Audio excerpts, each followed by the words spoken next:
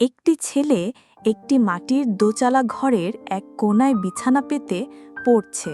কিছুক্ষণ পর ছেলেটার মা এসে বলল, বাবা, একটু দূর্বা ঘাস এনে দিবি? ছেলেটা বলে, কেন মা, কি হইছে?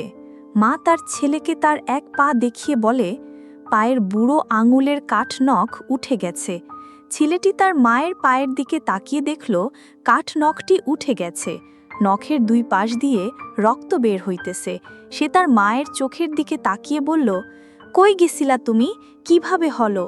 মা বলল, গরুর জন্য ঘাস কাটতে গিয়েছিলাম। ছেলে বলল, কিন্তু মাঠে তো এখন কাদা, তুমি কাদার মাঝে কেন গিয়েছ? মা বলল, গরুকে খাওয়াতে হবে যে, খড় নাই তেমন। ছেলেটি দৌড়ে গিয়ে দূর্বাভাস আনল, মুখে নিয়ে পেস্ট বানিয়ে মায়ের পায়ে ধরল। মায়ের চোখের দিয়ে দেখল তার চোখ জ্বলজ্বল করছে।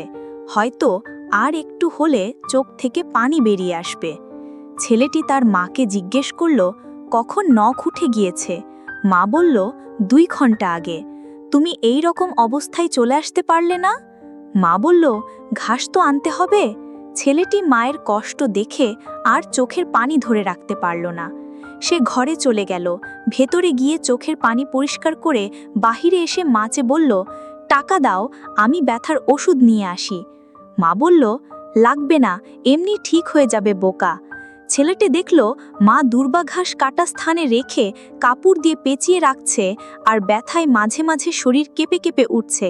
তবুও চোখ থেকে পানি ফেলছে না, কেননা তার সোনার টুকরো ছেলে তার সামনে। কাপড় দিয়ে বাঁধা শেষ হলে চলে গেল আবার কাজে। ঘাসের বস্তা থেকে ঘাস নামিয়ে গরুকে দিল। ছেলে শুধু পেছন থেকে তাকিয়ে তাকিয়ে মায়ের খুঁড়িয়ে খুঁড়িয়ে হাঁটা দেখছে আর চোখ থেকে পানি ফেলছে।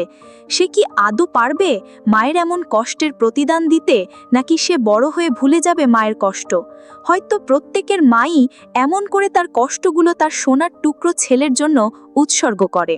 আমাদের প্রতিটি সাফল্যের পেছনে মায়েদের ভূমিকা থাকে সবার উপরে, যেটি আমরা ভুলে যাই। মায়েরা কষ্ট ভুলে যায় সন্তানের সাফল্য দেখে।